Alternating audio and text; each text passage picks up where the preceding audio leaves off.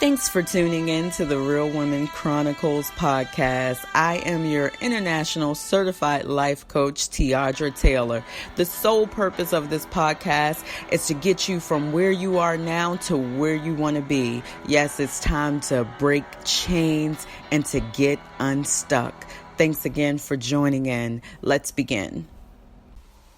Hello, and thank you guys for joining in for another episode of Real Women Chronicles. As always, I am your host, life coach Tiaudra Taylor, and today we are on podcast number 17. I really feel like we are just moving along with this podcast. I'm getting a lot of feedback, so I'm elated at just the opportunities that I've been given to just, coach on the things I love and the things that I've been through. So if you are tuning in for the first time, you do not want to miss out on these topics that I discuss each and every week, and it's always led by the Holy Spirit.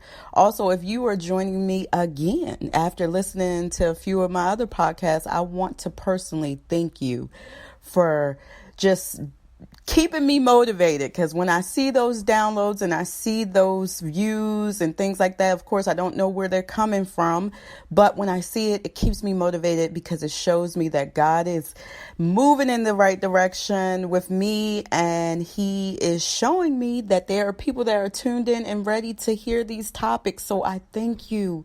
Please stay tuned in and please support your girl and subscribe to the podcast channel on iTunes or whatever platform you are listening to it on.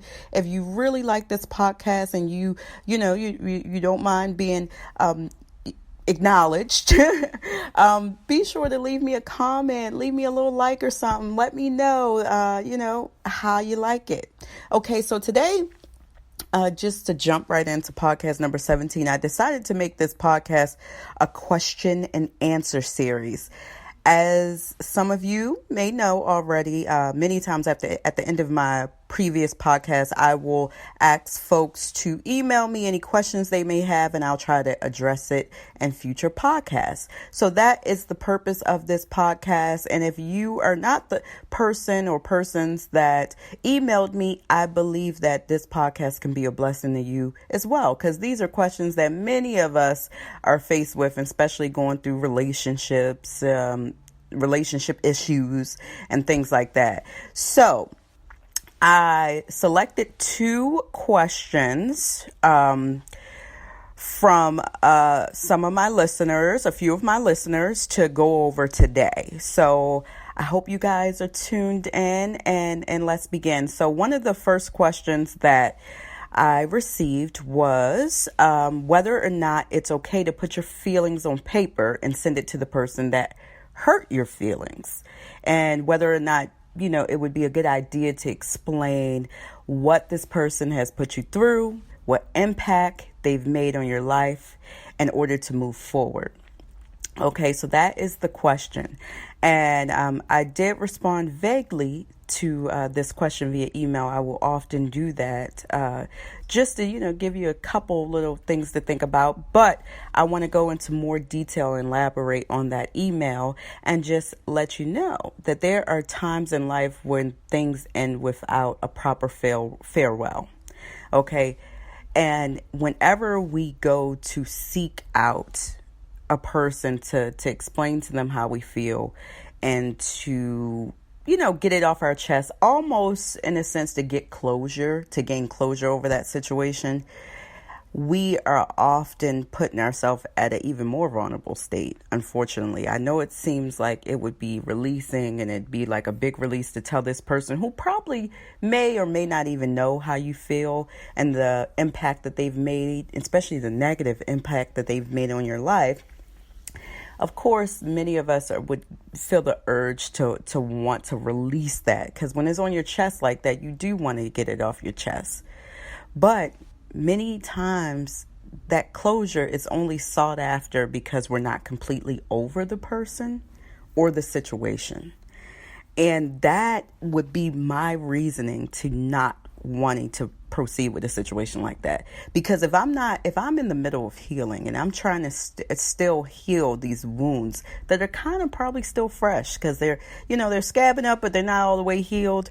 And I reach out to a person who actually hurt me and I don't get the response that I really would like. Because most of the times when we reach out to somebody that hurt us, we're in a weird way, we're looking for a response that is favorable for us. And unfortunately, because everybody is different, many times you may not get that response. So here you're already vulnerable, you're already trying to heal, and you reach out to a person who's now out of your life for some type of affirmation, or maybe for them to take accountability for what they've done. And if you listen to any of my previous podcasts, especially about narcissistic personality disorders, depending on who you deal with, that person may not take accountability at all. So if they don't, then that would probably open the wound back up. A wound that is freshly trying to heal. You open it back up by exposing yourself to this person again. My mom used to always say, out of sight, out of mind. And I never understood it until I got probably in my 30s. And I too was going through breakups. And sometimes it just ended abruptly. I didn't have no conversation. I didn't have anything.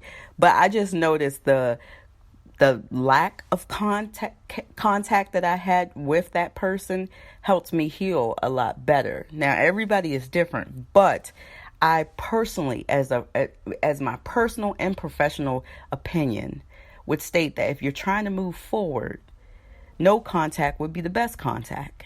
Because if you've made the decision that this person is not for you, then their season is over. There's really nothing left to say.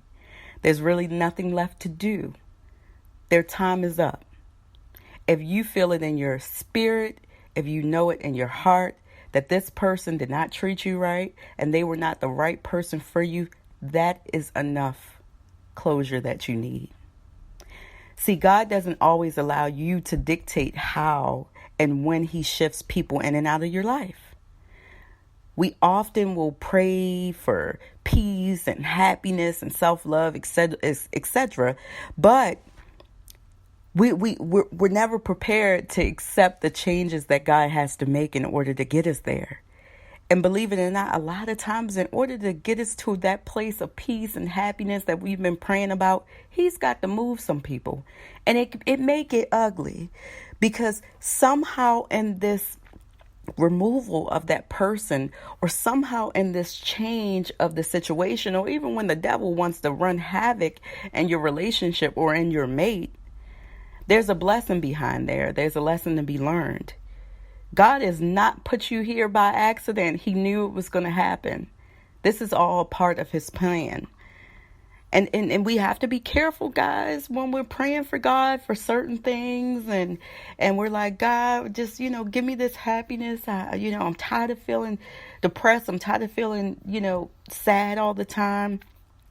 We got to be careful when we ask for these things, especially, in relationships, and we're asking for healing and understanding in relationships, because sometimes it requires him to shift the atmosphere. Those changes often require, the changes that God makes in your life will often require the removal of dead weight that you're carrying around. And sometimes we don't know it. Sometimes we're carrying this dead weight and we're wondering why this person won't get right and act right. It's because their season is over. They're nothing but dead weight, and they're really holding you back. And I understand the need to want to say all the things that you've probably been wanting to say for a long time to this person. But what would it really change?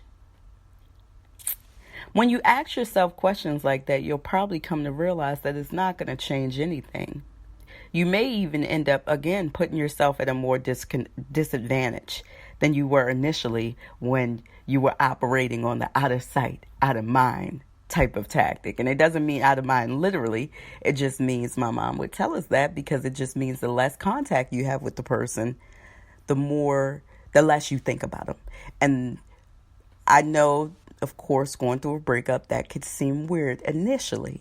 But I learned in my history as time goes on, she was right.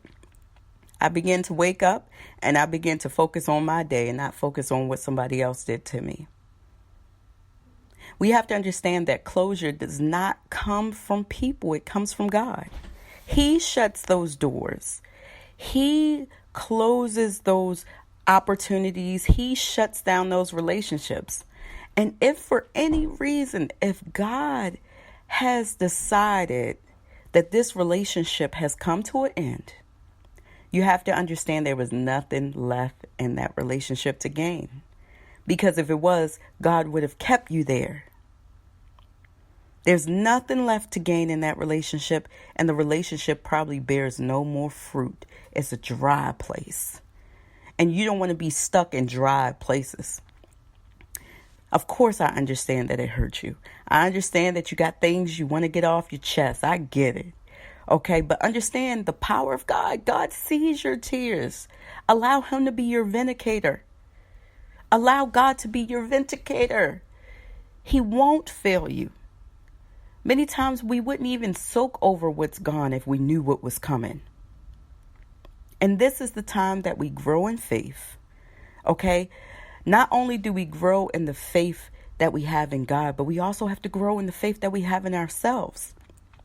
Trust in that inner voice that God has given us that tells us that, hey, this relationship may not be right.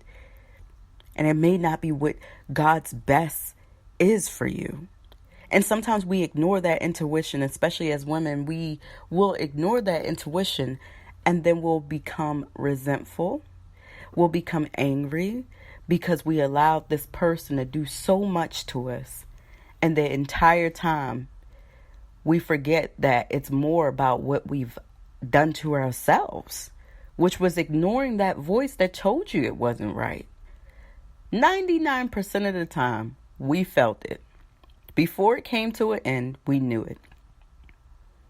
Okay? Even more so, whenever you find yourself going through heartache and trying to heal, this is the time that you want to spend more time reflecting instead of deflecting. And that relates to you wanting to send this email. That's not a reflection. That's you wanting to deflect.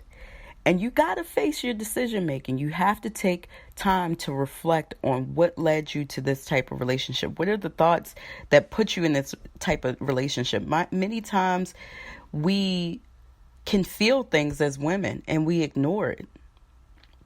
Sometimes we get so hungry for love, not saying that that's you, but I'm just speaking in general. Sometimes we get so hungry for love that we put so much hope in people. And we put more hope in people than we do with God. And that will always leave us at a disadvantage. See, we can only control the decisions that we make. We can only control the things that we have power to change. So that's the only way that we will stop reliving this pain. And that's the only way that you won't relive this situation in the next relationship, is by controlling the decisions that you've made and changing the things that you have the power to change. This is the only thing that needs to be focused on.